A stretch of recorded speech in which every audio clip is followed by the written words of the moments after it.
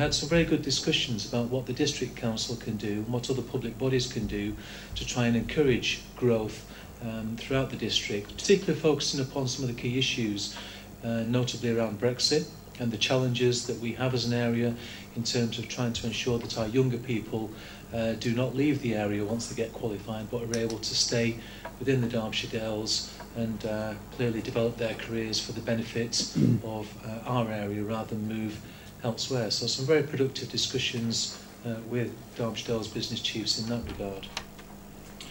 Again, a very important initiative. The District Council is a long-standing supporter of fair trade, and I'm very pleased to say that all 5 of the Derbyshire Dales towns now have fair trade status, and the District Council and Derbyshire Dales itself has been very successful in attaining district status. And this evening we have had a presentation to some of the key individuals who've been promoting that particular effort over many, many months, and I would like to congratulate them for the efforts that they have gone to in securing that very important commendation which we can all take pride in. In terms of other local news, Matlock Town Council has agreed terms through a community asset transfer to take on responsibility for the toilet block in Hall-Lees Park, and the District Council has agreed to provide some financial support for that. Our electoral team is now very much underway for planning for the May elections, and 77% of households have now responded to the annual canvass. It's not too late if you haven't already returned your form or provided your details online, and we certainly would be encouraging as many households as possible to complete that in order that they can register their entitlement to vote ready for May. From the tourism point of view, we've recently launched a new Limestone Way walking guide, which is proving very popular, and again is all about developing the local tourist economy for the benefit of Dales businesses, and obviously trying to promote the Derbyshire Dales as much as we possibly can to as wide an audience as we possibly can. Again, the focus around our business support, we have recently held free workshops throughout the Dales to start up new businesses, and our Derbyshire Dales Business Advice Service, which is something the District Council has been operating for a number of years now, has resulted in significant new grants being awarded to Dales businesses, and we are hopeful that they will result in the creation of at least 24 extra jobs. And the slide provides details of a particular local success story, which is Parkgate Nursery. In terms of our planning service, again we continue to promote our pre-application advice service, which is going from strength to strength, again supporting local residents and businesses to get good quality planning advice before they embark upon a particular project. And in terms of national press coverage, some of you may have seen that Ashbourne has recently been named as the best town to raise a family in the UK. This is following some research by the online estate agent Yopa, and was certainly covered in quite a lot of the national newspapers over the last 2 weeks. Our licensing and events management personnel have recently assisted the Why Not Festival. It was an improved event this year. There was tremendous problems last year, primarily down to the weather, but an awful lot of effort has been put into improving the management and infrastructure in order to deal with any adverse weather conditions. And again, there were some this year, but thankfully the event was judged a success and certainly was able to complete its full repertoire of artists, which it wasn't able to do last year, unfortunately. Again, in terms of local promotion, the District Council has recently embarked upon a replacement programme for all of the welcome signs on the main approaches to the Derbyshire Dales. This was primarily to replace some signs which have been there probably 10-15 years, were looking quite outdated, a little bit unkept for. But the way we've managed to do this is actually through sponsorship. I'm very pleased to say that the actual sponsorship that we've managed to secure not only pays for the signs themselves, but actually also generates an income stream for the District Council. So it's a win-win situation for both ourselves and the local businesses who are able to promote their particular business or company. One of the most significant initiatives that we've been working on for the last 2 years is to facilitate the transfer of our leisure centre management arrangements to Freedom Leisure. and that was concluded on the 1st of August. Now this not only results in a very significant investment in our leisure facilities, which the District Council is extremely proud of, but it also generates significant savings to the taxpayer. And over the 10-year contract, those savings are in the region of £5 million. So again, that's a win-win situation. We get better enhanced leisure facilities at significantly reduced cost to the local taxpayer. In terms of a local initiative in Ashbourne, the District Council has agreed to support the Ashbourne Sports and Community Partnership, who've got aspirations to replace their pavilion complex on the town's recreation ground. And again, this project has been in evolution for quite some time, working very closely with local community groups, and we've been able to assist them in terms of moving that project to the next stage. We're not quite there yet, but there is certainly lots of effort gone into achieving their current status, and we're hopeful that that will actually result in a successful outcome in the very near future. As part of the District Council's commercialisation agenda, we are looking increasingly at different ways in which we can generate income streams for the District Council, but also provide events and services which will bring visitors in to the Derbyshire Dales. One such example was our Cowshed Beer Festival, which we staged at the Agricultural Business Centre in Bakewell. The inaugural year of that particular event, very, very successful. We was very, very lucky with the weather, which was absolutely glorious over the weekend. And again, it's an initiative whereby we've got a facility there, we can make maximum use of it, encourage people into the Dales who may not otherwise come on a weekend, and generate some income for the District Council. Then, you know, that's certainly something that we should be looking to do more of in the future. And then finally, on the good news, Hawleys Park has been awarded green flag status for the 11th consecutive year. Hawleys Park really is the jewel in the Derbyshire Dales crown in terms of parks and gardens, along with Bakewell, and it's tremendous credit to the ground staff who look after that park, but also the public who also take great pride in the park. And to achieve such a prestigious award 11 consecutive years on the trot, I think is credit to everybody who's involved. So quite a lot of good news there, Chairman, over the last few months, and I'm very happy to take any questions should anybody wish to raise any on any of that content.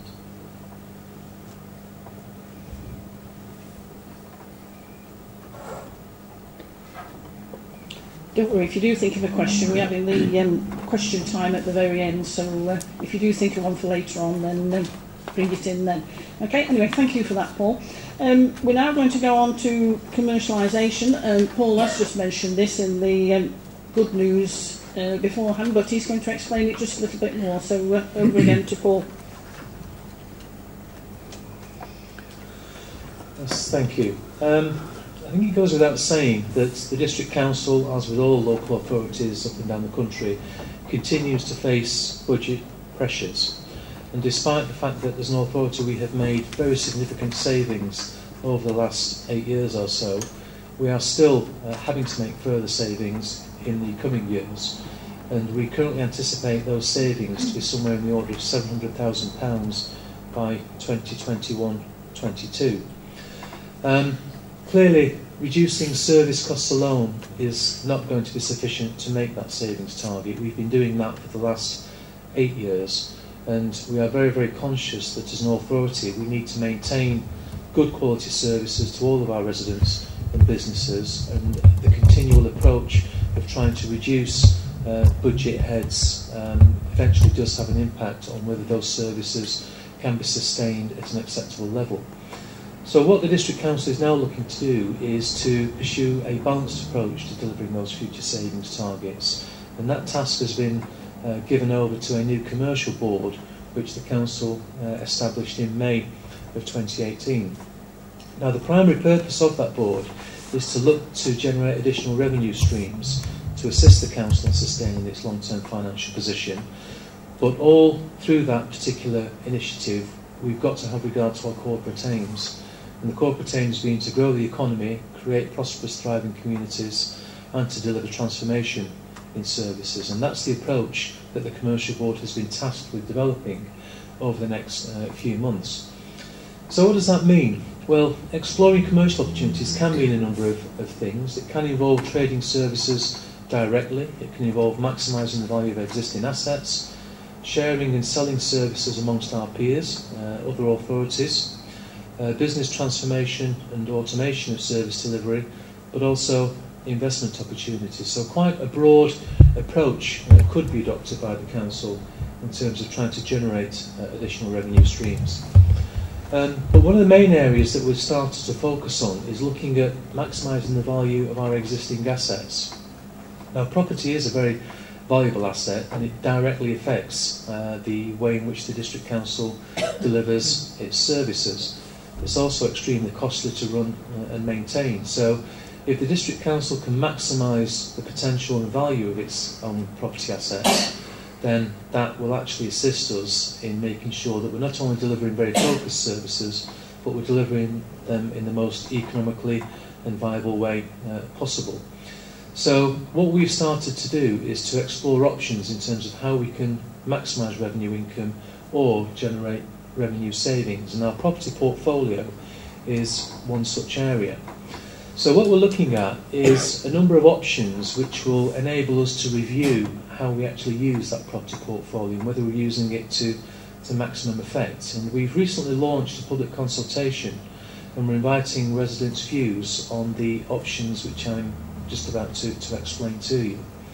So looking at the first option, in-house asset management, this is effectively how the District Council's always done its business. We effectively have an in-house estates and facilities management team, and we basically look to maximise the value of our assets through the prudent use of those particular resources. So under this particular option, all decisions are made by the District Council, and all risks are managed by the District Council, and all income generated from those particular ventures is also retained by the District Council. However, the disadvantages of that is that we do have very limited capacity to deliver. We have limited access to external expertise and intelligence, and if you do seek to acquire that, it often comes at a significant cost. And there are limited funds available to pursue some of these initiatives without external borrowing. So what we're looking to do is to see whether there are other ways in which we can maximise the value of our property assets without having some of those disadvantages, but retaining some of the advantages. One such option is to enter into development partnerships via tender and procurement exercises, whereby this effectively involves the District Council engaging with a private sector developer who would provide the professional services and advice needed to maximise the benefits. Again, the advantages and disadvantages are outlined there on the slide, so I won't go through them individually, but effectively this is a situation whereby a private sector developer would take a profit share in any venture which was progressed to a successful conclusion. So whilst the risks are shared, the profits are also shared, and the District Council doesn't always have the ability to exert the degree of influence over those types of ventures that may be desirable. There's a third option, and that is to create a developer partnership. Now this is proving to be very, very popular with local councils up and down the country. And this effectively involves the District Council entering into a formal partnership to create, in effect, a business, a limited liability partnership, whereby it would enable us to transfer assets into that partnership, share the risks, share the rewards, but there are options available which would effectively limit the amount of resource the District Council needs to put into the venture at the outset, but we can maximise the output from any successful venture. And as I say, the risk is shared, and this is something which many authorities are pursuing up and down the country to some very significant success. So that's something new which we've never tried before, and which we're inviting public comment on. And the final option is to pursue a combination whereby you can actually take any of the previous three options and look to adapt them to a particular project in order to achieve a specific outcome. So it may be that certain projects would benefit from the direct approach in option A, with no private sector involvement other than that procured by the District Council. But then again, there might be projects under option C whereby you need specific market intelligence, you want to share the risk, and you accept that there will be a degree of profit share in that as well. So option D would allow us to actually pursue that. So as I say, we have launched a public consultation. The comments are invited by the 14th of October. Details of the consultation and the detail of those slides I've just run through is on the Council's website, and I would encourage anybody who's interested in this particular aspect of Council business to fully participate and let us have your views. Thank you. Thank you, Paul, for that. Does anyone want to ask any questions on that one? No. If not, we'll move on to Steve Coates, who's going to take this one. And it's the... Oh, sorry. Yes. The lady down there, then. Yeah.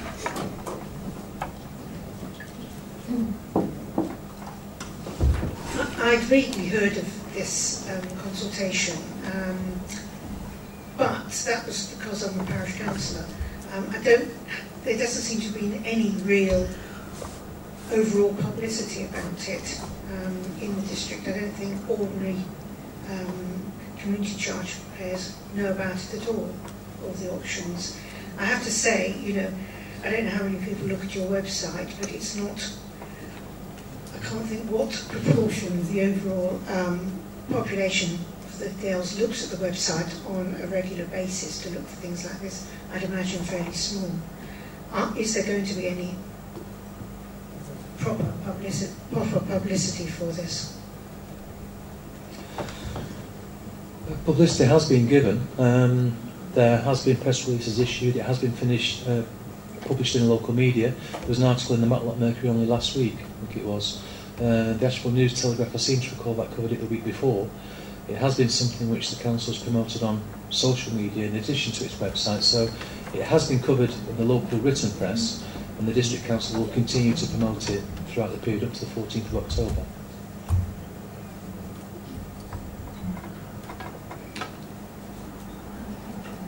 Thank you. Yeah. Also, I'm a parish councillor too, and I don't know the lady here, but I would echo what she said. I think these are huge decisions that you are thinking about, with your huge ramifications, really.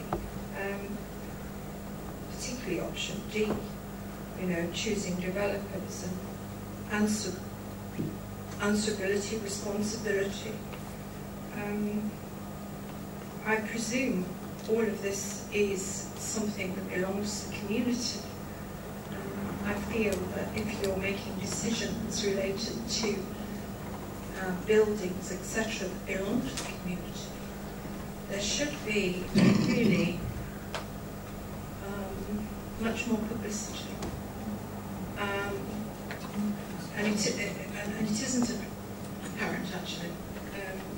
And the options, because I've looked at this on your website, there is no explanation, really. Obviously, your money, we know that money's tight.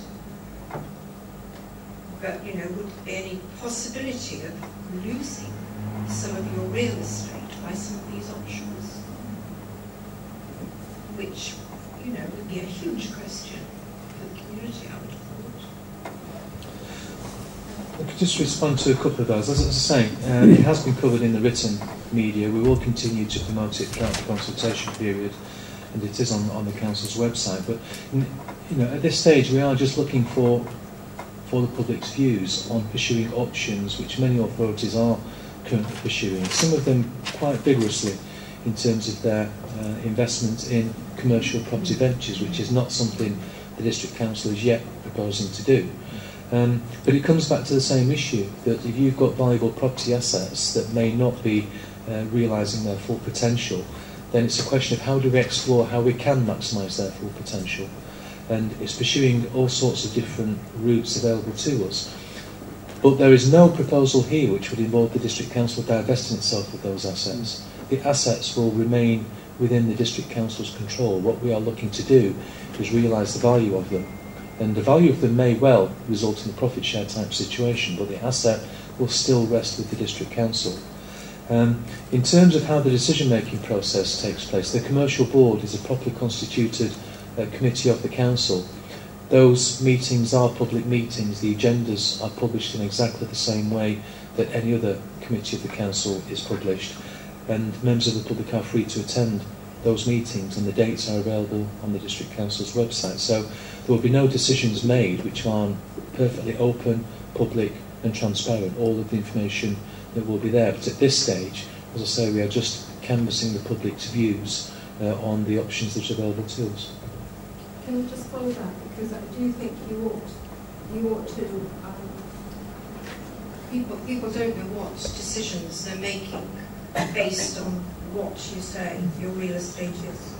So if there's anything that's really important to people, for example, you say on your website there are parks and land that is included, but you don't actually stipulate this, and this. And I think that's quite important that people would know what they're making decisions about. Well, you know, it's just, it's all too vague. Well, it may be perceived as vague because we haven't got any projects at the moment. There are no projects which we are actively canvassing opinions on. We are seeking views on the concept of whether this is the type of initiative the District Council should pursue further. If we get to the point whereby the District Council does have projects it wishes to consider, all of that will be done in the public domain, in a perfectly transparent way, through the commercial board. All the agendas are open to public attendance. So, as I say, there are no projects at this moment in time. We are just exploring different ways and opportunities that are available to us to try and maximise the value of our assets for the benefit of the council taxpayer, ultimately. Thank you then. The gentleman down here. Yep. Hi, if I make one comment, is that your electronic newspaper does work. I don't do social media, I hate the stuff, but your electronic newspaper is a good link, and I could well recommend anybody to get on that circulation. It takes a second or two to look at it and decide whether you're interested in it. So I do support you working hard with that. Are you happy that you're going to have the professionals contract negotiations that will ensure you don't get rooked or pulled apart by developers who aren't known to be always honest and straight? Well, in terms of going with developers, option B is the only one whereby we'd actually go out to a tender type exercise. The limited liability partnership, the option C, is you would look to have an established relationship with somebody who approaches these projects in the way of an open and transparent board approach. So any deliberations which would take place with someone who you have a limited liability partnership with, all of that would still go through the commercial board. So the council retains complete control. It has a final decision on any projects that it wishes to pursue or not pursue, and only once the council supports a particular project will it then embark upon a formal relationship with the developer to actually secure implementation of that. I'm really addressing it as the background to the way Serco behaved, as being an example of an enormous organisation that just did a lot of naughty things. So that was really the lesson I was trying to see being learned. Thank you. We've got the gentleman at the back there, look. Yep.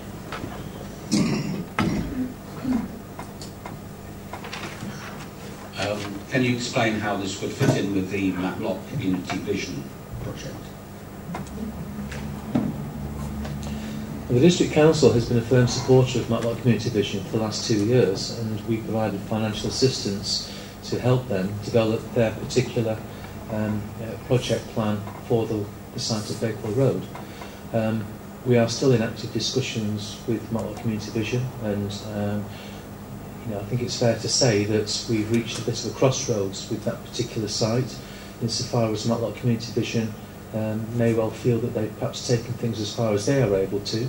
We now need to explore ways in which we can take the project to the next stage. Now, dependent upon how the District Council chooses to respond to that particular challenge, it may well be that some of these options would allow us to explore different options in terms of how we can actually realise MCB's ambitions.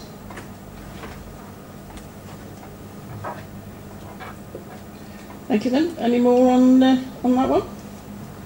So don't worry, you can always come back in at the end if you think of one later on. Anyway, thank you for that, Paul. We're now going to bring in Steve Cates, who's going to talk to us tonight about the current and future options for waste and recycle. Thank you, Steve. Thank you, Chairman. And this is a topic which everyone in the room will have a view on, and that's why I suppose I've entitled the first slide as a challenge, because we are in a very challenging position going forward, and you know, if you like, our summary is to maintain the high quality service that after a number of years we've now obtained, against a backdrop where the requirements being imposed on us are increasing, costs are growing, and the price context is also getting harder and harder. So we are in a difficult position. It's, I suppose, a bit of a crossroads again, and that's what I'd like to discuss with you over the next few minutes, if I may. We are consulting now the Serco contract, which has been referred to. That ends in just under 2 years' time, in August 2020. So we as a council need to let a new contract by inviting bids during 2019. And in order to do that, there is a pressing time constraint on the District Council. We have to, members must decide the shape of that new service before the end of this year. In fact, the council meeting on the 29th of November when they need to do that. But in order to enable members to make a decision, that's why we're now consulting. No decisions have been made at the present time. We are gathering views and gathering information at the present time. So the background where we are at the moment is that actually we have now achieved the best recycling and waste performance in Derbyshire. The 57% recycling rate that Derbyshire Dales residents achieve is tremendous. It's very, very good, and it puts us in an excellent position. And thanks must go to residents as well as everyone else involved in the service for achieving that. But things getting harder. So things which are at the moment optional extras perhaps for a waste service, such as weekly collections of food waste, might in future be compulsory. At the moment we do that because we want to and because it's a good thing to do. In future we might have to do it. And although I just raved about our 57% recycling rate, there's the likelihood that the government will impose a 65% target on us in the future. So the background in which we're operating is getting tougher in that respect, but at the same time costs are rising, as they seem to be perhaps everywhere at the moment. The costs of collection are influenced to a great extent by the amount of money that a contractor can make by selling recycled materials, and prices for those recycled materials have fallen considerably recently. You may or may not be aware that in the past the recycling industry used to sell a lot of plastics to China. China have now decided that they don't want recycled materials from the rest of the world. The result is, anecdotally, we're told that whereas a number of years ago you could sell a ton of plastic for £20, now you have to pay £5 to get rid of it. So you can see how that massive change in the market is having an impact on the costs. And you know, in some respects, we have a very good value contract with Serco at the moment. Serco, we entered the market at a very good point. Those are situations that we're unable to replicate at the current time. So our goal in these harder circumstances is simple, really. It's to procure a waste and recycling contract which is affordable, despite the cost pressures, whilst meeting the needs and expectations of residents as far as possible, and meeting those increased recycling targets that are going to be imposed on us. So what we've done so far, we have done a number of things. We have begun this process. Perhaps the key thing there is that we've sought technical advice. Eunomia Limited, which is took me a long time to work out how to pronounce it, but that is how you pronounce it. They are an internationally renowned consultancy. They actually advise the government. They advise DEFRA on waste matters. So they are perhaps the best advisors that we could get. We've also started speaking to potential contractors. Other contractors, Serco is only one of about half a dozen or more contractors in the market, to get to know the sorts of things that they are interested in and what they're not interested in when it comes to bidding for contracts at the moment. And of course we've also started consulting. And what all that is showing us is that we need to look at a range of options going forward. There we go. The evidence that we're getting from the market is that the current service that we have now, weekly collections of food, fortnightly collections of recycling, and fortnightly collections of the residual waste that's left, that may not be available, let alone affordable, in the future. So that's something which is, as I say, very challenging for us, and no doubt of interest to you. Even if we could afford that current service in future, it may be that it is actually not on offer to us. So that's something that we are going to have to grapple with.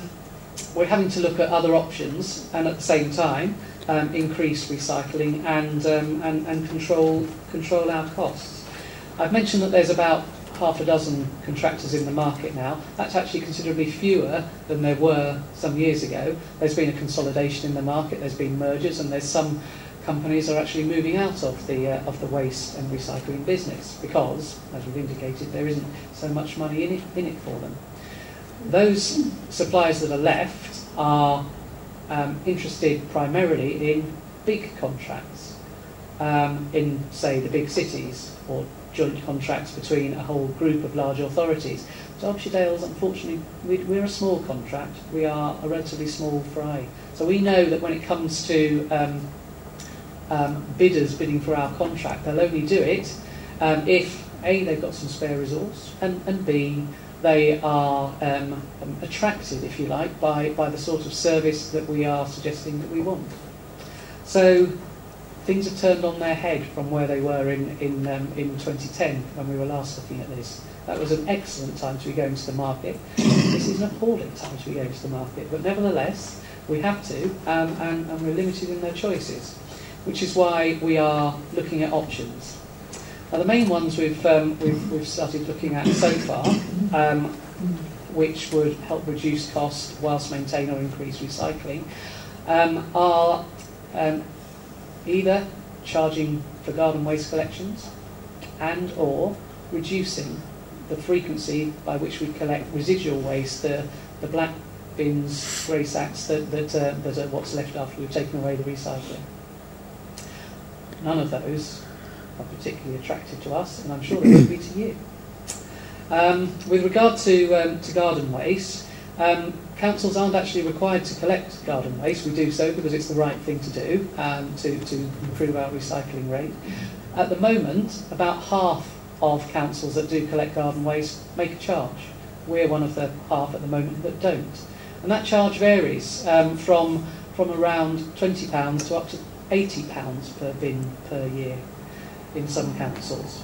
So that's the context which we are looking at there. We don't have to collect garden waste, but we'd like to, and half the authorities, a growing number, but at the moment it's half, that collect it, make a charge. The residual waste collections, the black bins and the black sacks, most authorities, about 3/4 do the same as we do. They collect them on a fortnightly basis. But there are an increasing number who are reducing that frequency to 3 weeks, in some cases even 4 weeks.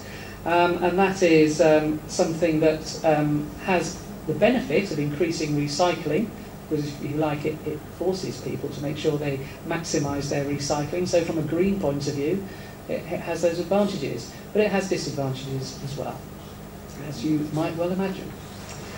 So we have been consulting on these questions, on these options, and we have some initial results from that consultation. In fact, so far we've had 1,700 people respond to that consultation, and that's only in the first few weeks. The consultation does run for another month.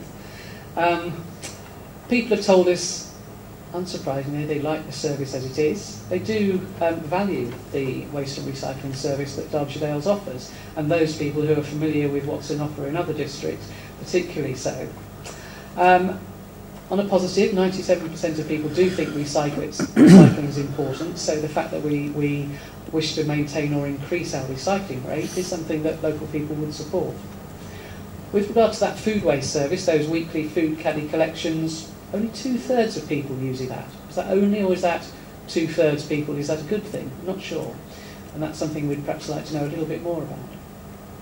The blue bins, the recycling, the blue bins or bags are nearly always full, but the paper and card inserts are very much full, and that's something that, again, perhaps isn't a surprise. What we hear about the grey bins is that in 40% of cases, the people that reply, they're only 3/4 full or even less when they put them out for collection.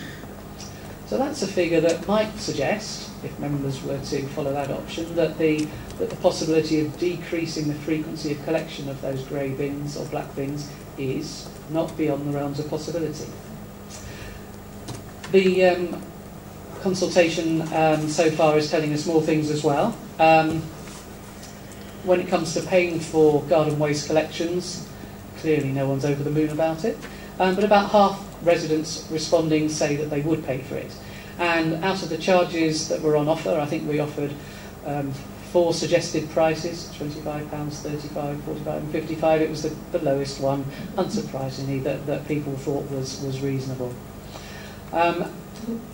Out of, when they were asked to rate the different options available, actually charging for garden waste but keeping everything else the same as it is now was the most favoured of the options on available.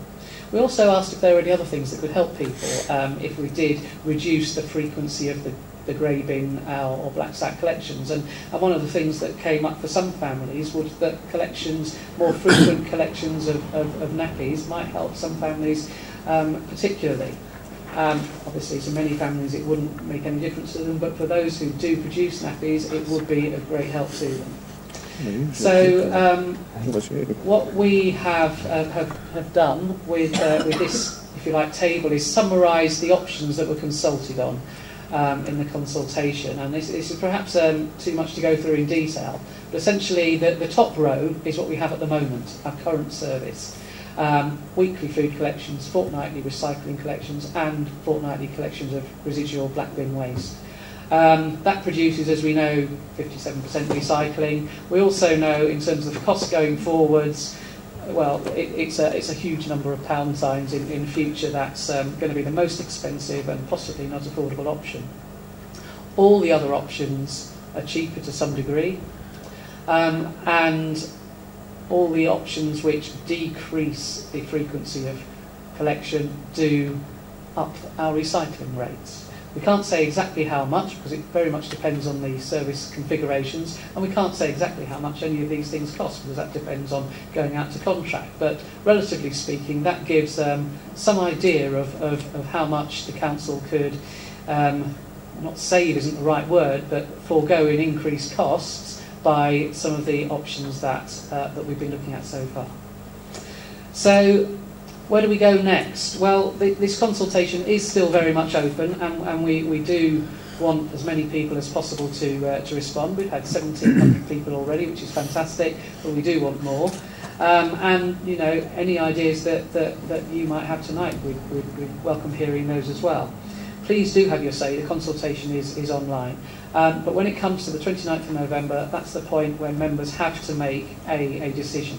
If they delay for any reason making a decision on that date, the whole procurement process is put in jeopardy, and the prospect of not having someone to actually empty the bins in August 2020 becomes a hazard. But as I say, our process of procuring a new contractor will start next year, so that we are ready to start the new contract in 2020. There are frequently asked questions on the council website which do provide more information and more details on some of the things that people have been asking us so far, and we will be updating that as the consultation goes on. But for now, Chairman, I think that's it from me. Thank you, Steve, for that. Does anybody want to ask any questions on that one? Simon, the lady in the green down at the front there. Thank you then.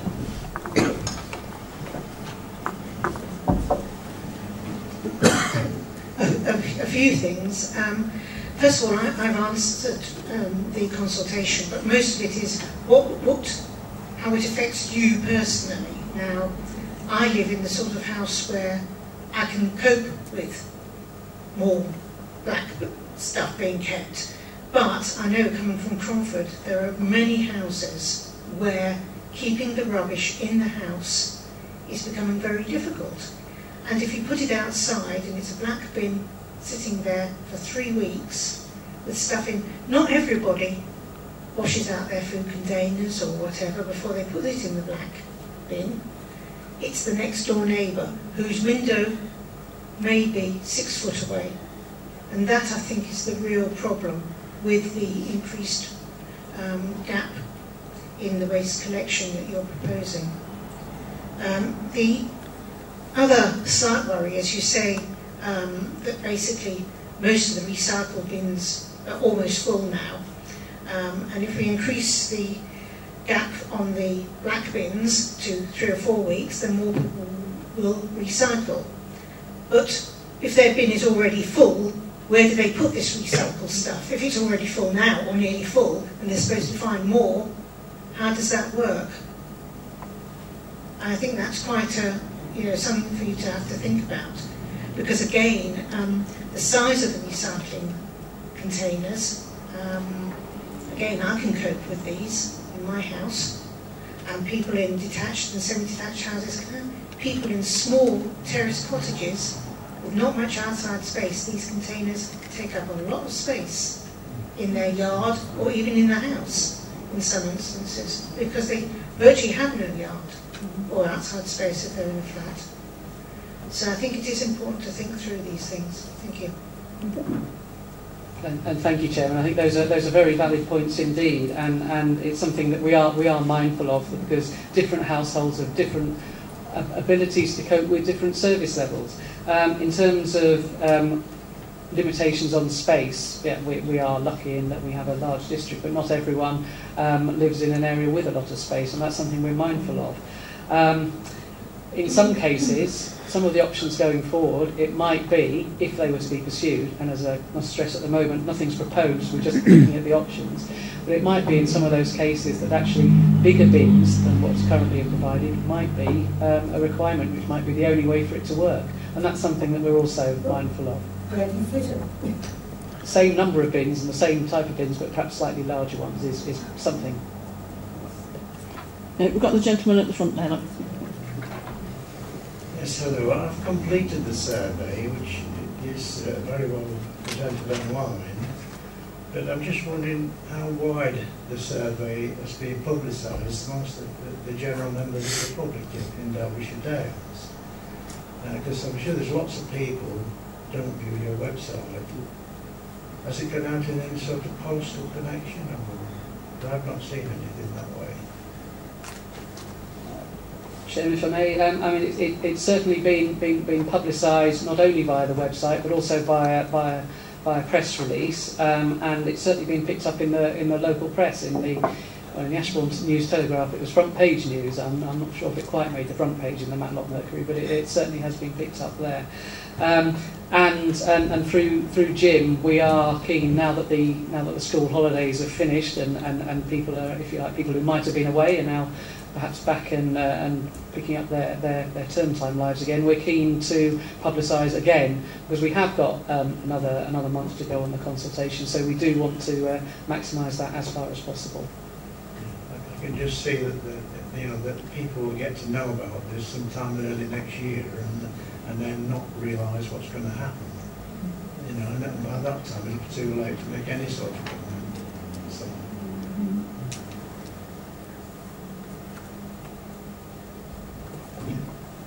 Thank you then. We've got the lady just at the back of you now. Thank you. Thank you. I've got two comments actually. You're about probably having to replace the bins. How much is that going to cost to replace every household with new bins? And the other thing I've got to comment, Derby have just stopped charging for their green waste this year. That was on the BBC News on TV about that. And my son lives in Derby and he's had a letter about it too. So I thought I'd just bring that up. And thank you. We are very mindful that different councils are doing different things, and it is in a state of flux. Derby have been fortunate in that they have been able to take that decision. We are considering the options, and that might be one we might not be in so fortunate a position. It's still going to cost you a lot of money to replace every household with new bins. Well, and that was the other point. I mean, the bins are replaced over a period of time anyway, and quite what bins we would need would depend on which service we have going forward. And that's something we will have to bear in mind. Some options we might be able to keep existing bins, some we might not, and that would certainly be a factor when costing all the things that might be available to us. Mrs. Rains? Yep. Well, I looked at your questionnaire and I thought it was very narrow, actually. I thought it actually sort of guided you into some very, we didn't have an option of saying we wanted to keep status quo. So I think the questionnaire really ought to be looked at again. And there was no mention, actually, of the food recycling at all in your questionnaire. I didn't see that at all. Which, if you don't want us to do that, then we just put it in with everything else, but you didn't mention that at all. The other thing is, if you say it's expensive for Derbyshire Dales because you're a small authority, well then why don't you join with someone else to make it more viable? Make another part of Derbyshire Dales. And I guess my last thing was that this at the moment is a very good service. Well, I think it is. It's excellent. Certainly in my village it's excellent. But if I look what Derbyshire Dales give me as a resident, that's about all I get, really. I might get my pavement swept once a year, and I might get the park grass cut intermittently. But my council tax, I don't see what else it gives me in my village, actually. So I would question what I get for my council tax if you're going to take this facility away from me, or us. And also, I would go back to your questionnaire is far too narrow, and it's guiding us all in one direction, which is the direction you want us to go. Thank you. Thank you. And just to be clear, we're not proposing to take the bin service away at all. We're trying to find a way of making sure we continue it, and we recognise it's an excellent service, and we do want to keep it that way. That's very much the forefront of our minds. With regard to the questionnaire, you're quite right, the options are narrow, and that reflects the reality of the situation we're in. The options we face as a council are greatly restricted. As I explained earlier, there is a distinct possibility, not a certainty, but a distinct possibility that the status quo may not be an option. And we know that if we put on the questionnaire, what would you want, the status quo or something else, everyone would have ticked the status quo. And that would have meant we would have had no information from residents of how to, if we're faced with the possibility of doing something different, how to judge those different options. All we'd have would be what the market tells us, not what our residents tell us is important to them.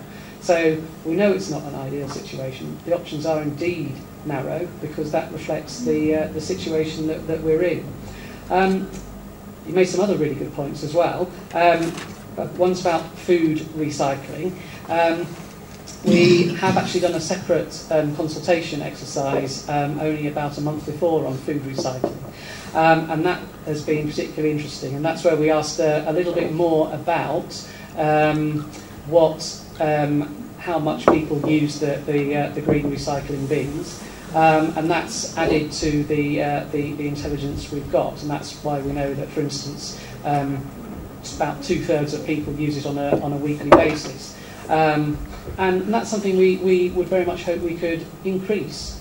2/3 of people using it. Some people don't use it for good reasons in that they compost everything that they produce, so they don't need to, and that's fine. But there are some people we know who do put green waste in their black bin, and that's something we'd like to see change. Joining up with other local authorities, that was the first thing we looked at.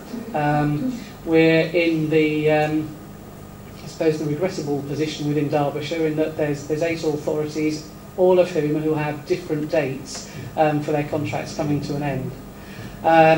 And some authorities were initially willing to talk to us, others weren't at all. They just want to do their own thing. But we're now in a position where, in order to achieve the 2020 date of having a waste service, we have no option but to go out on our own. So you're quite right, it would, in principle, be a great idea to join up with other authorities, but the realities of the situation mean we haven't been able to achieve that this time. Sorry, coming back again. This thing about the food waste consultation, I hadn't heard about this. I mean, okay, so it's over the summer. Had anybody else heard about this? No. What was the response rate to it? We haven't got the full results of that consultation yet, because it only preceded this one by a small amount. But I think there through were August, when a lot of people were away. When did, so was it not? Are you saying? It was in. Sorry, Chairman. It was in. I think it was in June, July. So it only preceded by a month or so the current consultation. But there was a question in the consultation that's going on at the moment about food waste. There is a question at the moment on how often do you use the food waste collection. That's one of the questions there, alongside the questions about the recycling for blue bins, about the residual waste collection. There is a question about that, and as I say, about 2/3 of people in the current survey are telling us that they use the food collection on a weekly basis, and about a third don't. And as it's also, some of them don't use it at all because of the fact that they compost all their waste at home, which is fine. It's the ones who were putting their food waste in the black bins that are the ones that we'd like to work with. I can tell you through the chair there were 735 responses to the food waste survey. Do you have any more questions on that one? Yep. Hi. Thank you then. Beyond Derbyshire Dales £35 per household, hovers the £135 per household that Derbyshire County Council charge us. And clearly, although it's important and we understand your question, it seems to be a very big figure that Derbyshire County Council charge. Where's the boundary between your bits of bills and the Derbyshire County Council bills, and are we making the best use of that boundary? Well, Chairman, the two different statutory authorities with different statutory responsibilities, so there are clear boundaries on that sense, but there are also overlaps as well, and we do join together in some areas. Waste and recycling is one of those. The County Council, we are the waste collection authority, to use the legal term. The County Council is the waste disposal authority, so they do have a big part to play in waste and recycling as well. And we are in regular conversation with them on both on an ongoing basis, but also particularly with regard to our own situation going forward. At the moment, Derbyshire County Council pays a system of recycling credits to district councils. And so our net cost of our waste service is impacted by the County Council. They themselves are considering their budget going forward. The County Council has a lot of pressures other than waste and recycling. Their pressures on children's services are particularly in the news at the moment, and their pressures on adult services are also in the news too. So the County Council is also under pressure, but we do endeavour to work together where we can. Can I just ask, Derbyshire as a recycling area is about 100th out of the 300 authorities in the UK, 57% or whatever, Derbyshire, to be clear. And the best ones, somewhere in South Oxfordshire, which sounded a bit rural to me, are already at 67, 68%. I don't think we really push our neighbourhoods to recycle as much as they could. Presumably that then means that we get very much more costs from Derbyshire in burying it or burning it, you know, whatever you do with all of our waste. How do we try and sort of get everybody on board to at least put it in the right bin so that we can reduce that total bill, which is not just yours, but it's yours and Derbyshire County Council? That is a really good point, and Chairman, we do have a recycling promoter here at the District Council whose role is to go out to communities, to go out to schools, to particularly try and get the younger people to persuade their parents, if you like, to do more on recycling. And that's exactly what we want to achieve. We want more people to make use of the recycling facilities that they've got. 57%, and that's just Derbyshire Dales. For the county of Derbyshire whole, it's somewhat lower. Derbyshire Dales is higher than the Derbyshire average. 57% is good, but it might not be anything like enough in the future. As I said, there's likely to be a government target of 65% by perhaps 2023. Lady Have you thought about people dumping? Because this is going to get terrible, I think. You ride round now and you see, you've only got to go up top of Tansley, and very often there's bags dumped on top there. There's even furniture dumped up there. You know, it's wrong. It's going to get worse. And I think it's going to get awful. I really do.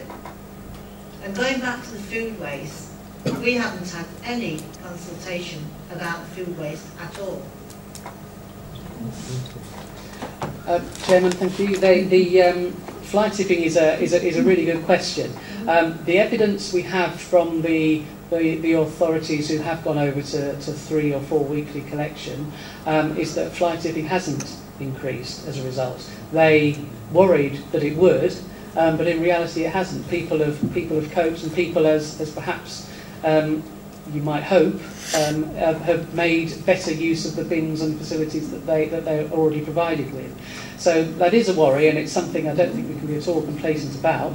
But the evidence from the authorities that have already gone on to 3 or 4 weekly collections is that fly tipping hasn't increased. If, and as I say, no decisions have been made, no proposals have been made, we're just considering possible options at the moment. If members were to consider that as an option to adopt, they would no doubt want to think about other things to go with it at the same time, such as perhaps increasing the bin size, or increasing the publicity, or finding other ways to help households manage their waste better through promotion and education. Because it's something that everybody does every week, and it's a big change in people's lives. I just feel that we're being penalised for them that don't bother to recycle. I really do. Yeah. Can we just bring in Paul now? Thank you. Yeah, I just wanted to raise a point, Chair, because a number of speakers this evening have spoken about their lack of awareness of consultation exercises. Well, every consultation exercise the District Council undertakes, it's promoted on the Council's website, it will be promoted through social media, it will be the subject of a press release, and it will often engage with our citizens panel. Now, the District Council does not engage with every single resident across the district. Clearly that's not achievable, it's not cost effective. So if you are not finding out about consultations that are undertaken, can I suggest that you perhaps do engage more either with our citizens panel or regularly look at the Council's website, because all the information is there. You know, because you may not have come across it doesn't say that we didn't consult. We seek to promote as widely as we possibly can. Now, it may be that you haven't managed to pick up on that, but we follow... committed people who turned up tonight, well, not reaching us. That's well, as I say, we use all of the established channels, and we often use Dales Matters when that coincides with a particular consultation event. So, you know, we do as much as we can to try and promote these consultations, and all I can say is try and, engage with the citizens panel, because then, as has been said previously, you get direct notifications of these such events. You know, it happens already. We have an example here, the gentleman sat at the front. So we do want to make sure we're connecting with as many Dales residents as we possibly can, and that is the best way of achieving that. Can we just bring in Councillor Ratcliffe at the back there? I think many people have spoken, parish councillors and really committed citizens, really. But I think that we're also, they're the community leaders as well in terms of that. And very often on newsletters, not only people read more of the parish newsletters in my area than they read of anything else, and they're given out. So I have a lot of parish in my county council role, and I have three villages, towns in my district council ward. And I think they're the things that we should be helping to promote and having links to. Some parishes, I know, do that, and they put the links, someone's nodding there, and they put the links to go to the consultations. And certainly, you know, I think a lot of the ward members are very active and say that these things and encourage to it. So I think we're not to forget there are your local ward members and your links with the parish council's newsletters and things like that, because to me they're the key to getting to ordinary everyday people that have got very busy lives. Thank you then. We're just going to bring in Councillor Swindle here on the end. Thank you, Chair. Not to be too contentious of a point, but I hear what the members of the public and parish councillors are saying about not hearing about the consultation. And yes, in one respect, it is about asking people to engage with the district council, but I also think there is a duty upon district councillors themselves to be, Councillor Ratcliffe is alluding to actually promote these consultations. I do through parish newsletters. I only have 3 parishes in my ward, and at the start of each month I have a look at what's coming through from Jim, our communications officer, who actually sends emails to us. I collate them and I look and see what I think is relevant, interesting and important to local residents, and I get that into a parish magazine. So for example, last month I made sure that this survey was promoted and asked people, encourage them to take part. So we as district councillors are ambassadors. We should be taking the message out there and visiting our parish councils so the parish councillors know as well, and then they can pass on the messages as well. So it's not just about the people coming forward, but it's for us to do it as well. And some wards have more than one councillor, so I'm hoping the message will get out there in some way or another. We'd all heard about the waste consultation. Most of us said we hadn't replied to that. But very few of us had heard about the food waste consultation. So something seems to have gone wrong with that causes. And so, you know, that we hadn't heard about this later one. Well, as I say, they're all promoted in exactly the same way. So all I can say is the District Council will continue to raise the profile of all of these types of consultations that we undertake. We do use established means of communication. If people are signed up to newsletters, they will get direct notifications into their inbox. And as I say, if we can do more, then please let us know what we need to do over and above what we are already doing. And we're more than happy to consider that. But we do try and reach as many people as possible through the established channels that we have. Yeah, Councillor Polly, did you want to come in? Yeah, I just want to say, because these are people from my Cromford Parish Council where I'm district councillor, so obviously I've fallen by the wayside here somewhat. I do try most of the time, if we've got a consultation in place, I do try to get the message out there, and I don't quite know what's happened here on this particular one. Perhaps it was because it was they don't meet in August, and not all parish councils have a monthly newsletter, so that's a different thing. But having said that, I do know that with this waste contract, I actually had to get in touch to say that the parish council hadn't received notification of it, and nor had yours, had it? No. No. So we are not going directly to parish councils to let them know about. If I hadn't have got in touch about this waste contract to officers and said parish councils haven't had this, it wouldn't have gone to them. It went to them afterwards. So we have got to be a bit more careful about how we do this, I think. Thank you for that. Can we just move on to the last presentation that we've got tonight? We can come back to this at the end, but if we could just anyway bring in Paul again for the update on the leisure services, and can I just say a big thank you to Steve for his presentation there then. Thank you very much, Ben. Thank you, Ben. Yes, thank you, Chairman. Thank you, Chairman. This is a very brief update, given the fact that we have now transferred the management of our leisure functions to Freedom Leisure. I think it's important to say that we've not given up the facility. The District Council still owns the facilities themselves. All we are doing is asking Freedom Leisure to deliver the leisure service on our behalf for the next 10 years. So some background about Freedom Leisure. They are a not-for-profit leisure trust. They did arise from a local authority in the south of England, and they now have over 80 sites in England and Wales. They are one of the largest leisure management providers in the country. They've recently secured contracts from a number of neighbouring authorities, particularly around Stafford, Lichfield and East Staffordshire, and they are, to our advantage, very experienced in the delivery of leisure facilities in rural areas, and that is something which we were very, very keen through the procurement process to secure, because delivering a leisure service to a rural community in market towns is very, very different to delivering leisure facilities in very large urban areas or cities. So we was quite keen to make sure that they understood the differences between delivering in those different types of demographic areas and the challenges that can also raise. They are also very experienced in mobilising such initiatives, and that was done very, very quickly and actually on time.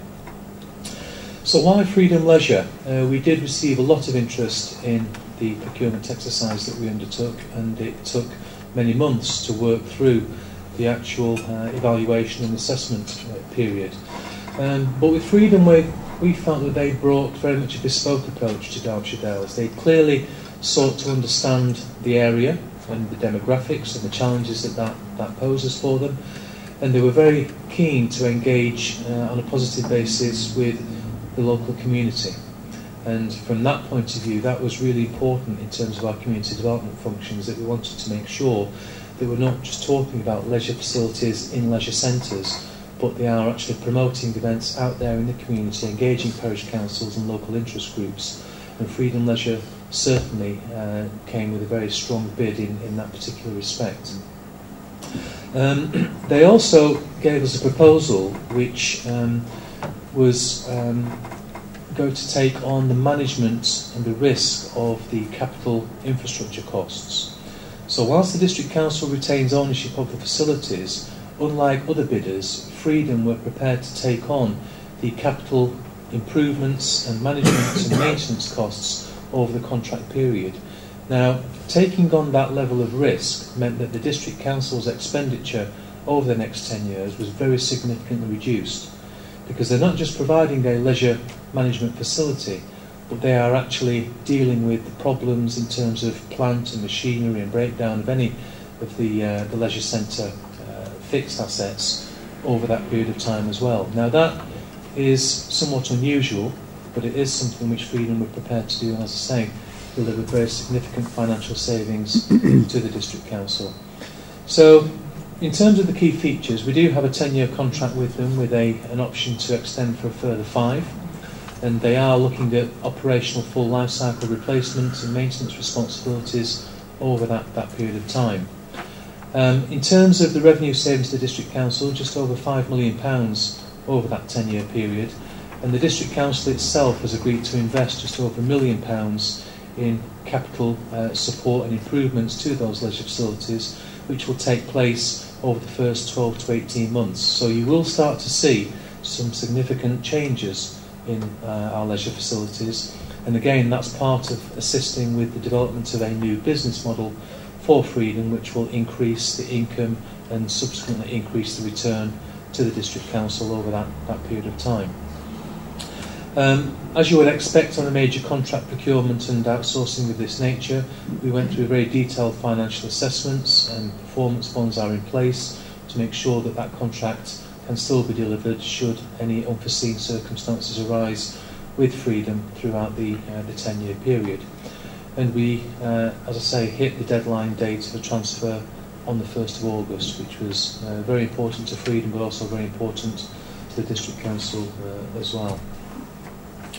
So in terms of some of the additional benefits, again, we did seek to engage with a provider who not was not just interested in providing facilities to paying customers, but also brought additional value to the rest of the Derbyshire Dales population. So some key additional benefits which they are proposing: free swimming for over 75s, free swimming during school holidays for young people aged 16 and under, free swimming for children under 5, free swimming lessons for Year 6 pupils who have not reached the national curriculum standard of being able to swim 25 metres. In support of our community development initiatives, they've created an annual bank of 1,000 hours to support active community initiatives, and they're very receptive to communities coming forward with suggestions as to how those hours may actually be utilised, and Freedom will actually support that type of initiative through the use of their own staff. There's programmes of free activities during the summer holidays, and membership of any of our leisure facilities also gives residents access to other Freedom leisure sites elsewhere in the UK. So if you're on holiday in Cornwall or Devon or wherever, and there's a local Freedom facility there, then you can use that in the context of your existing Dales membership. And again, that's something which not all leisure providers agree to do. So in terms of the actual transfer, it has been a very, very lengthy exercise. There's over 2 years work we invested in that, but it has delivered very real, tangible benefits to Dales residents and communities, delivered very significant savings to the District Council, all of which will assist in our financial position moving forward. Happy to take any questions on that, Chair. Any questions on that one? No? Right, thank you, Paul. We'll go now on to the general question time. If anybody's got any questions at all for these two officers. Come on, don't let them get away with it. Come on. Councillor Foley. Can I just come back to the waste and recycling contract? Because you're saying it was very specific, and it was. But one of the things you didn't include was to ask members of the public if they got any ideas of how we might make more money, or how we might improve the reduction of the amount of waste that gets produced. And we talked earlier, right at the beginning, about the good news, and how we got fair trade status. I wondered if we might think about trying to get reduced plastic target status. So we could be a leading council in encouraging businesses in this area to try to reduce the amount of non-recyclable waste, or waste that's got to go into plastic recyclable bins, in order to reduce our own costs at the same time. That was one thing I had in mind. And also, I've read online that you can actually use recyclable items to produce energy and make money that way. Maybe it would have been an idea to ask the public if they'd have thought that might be a good idea for us to produce energy that could be used in the area that would actually make a bit of an income for the council at the same time. Ideas like that, I'm sure there's loads more that the public would have offered, but we haven't asked that. Chairman, and thanks to Mrs. Pawley for that, and her ideas, and indeed any other ideas are certainly very welcome. We know that some councils do use waste to create energy. Indeed, in both Derby and Sheffield, there's large incinerators that burn waste in order to make energy. Not the most environmentally friendly solution, but it is one way of at least recovering some energy from waste. In terms of plastics, we're in a, I suppose, fluid situation, and it is very topical at the moment. I think we've all seen the Blue Planet, and speaking of myself as a scuba diver, the amount of plastic in the sea is something I'm painfully aware of as well, and very much like to see that reduced. We are assured by the government that there is going to be a government consultation paper coming out in the autumn. So I don't want to preempt that, but what we are assured, and we'll perhaps see in a few months whether it's the case or not, is that the government will be making proposals themselves on reducing plastics, and that's something that we'll no doubt have to respond to. Do you have anybody else? Yes, gentleman at the front, Simon.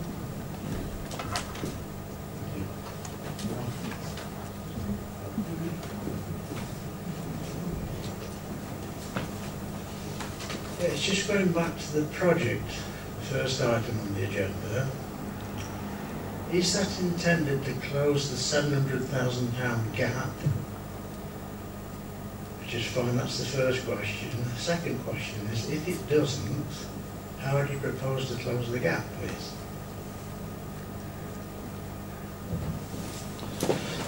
Well, Chair, the commercialisation initiatives will not close the £700,000 gap in isolation, and this is why I referred to, as part of the presentation, what we need to do is pursue a balanced approach to how we actually meet our future savings challenges, because nobody likes to reduce the quality of services.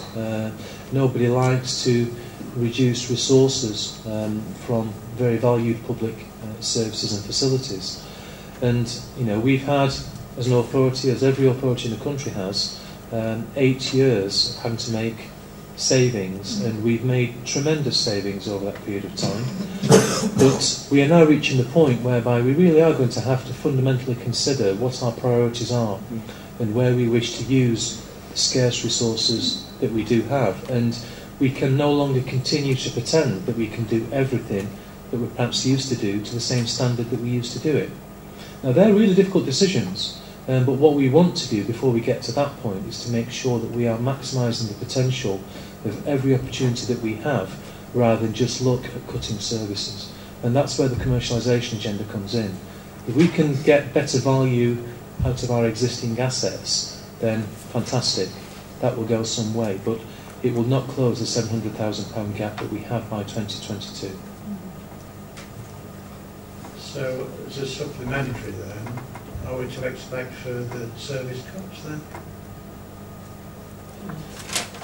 Well, as a council, we've got to set a balanced budget. We cannot have a budget deficit. So each year, members of the council have difficult decisions to make in terms of where they do allocate resources. So between now and 2022, we've got to explore a whole variety of areas. It may well be looking to reduce resources in one area but invest in another. It may be, as I say, through commercialisation, look to grow our income base. It may be through fees and charges, such as the garden waste collection service, where that to come into charge, that generates a revenue. All of which allows us to maintain the services that residents expect at a level that we want to provide them at. But we can't kid ourselves that £700,000 is going to be an easy challenge, because all of the easier to realise savings have been realised already over the last few years. So we have some very difficult times ahead of us, and what we're looking to do through initiatives such as this is to work with our communities, understand the concerns of our residents, and try and make sure that whatever savings target we do have to realise is done in the most sensitive and appropriate way. But the savings target is still there. You can see that my concern is, as with the public toilets issue, that was thrust upon parish councils to make some sort of decision very, very quickly. But it's not reasonable to thrust those sorts of decisions on a group of people that are not really equipped to carry out any such detailed service at short notice, if at all. And so, if you are intending to cut something, please give us plenty of notice for it. Point is noted, sir. Do we have any more?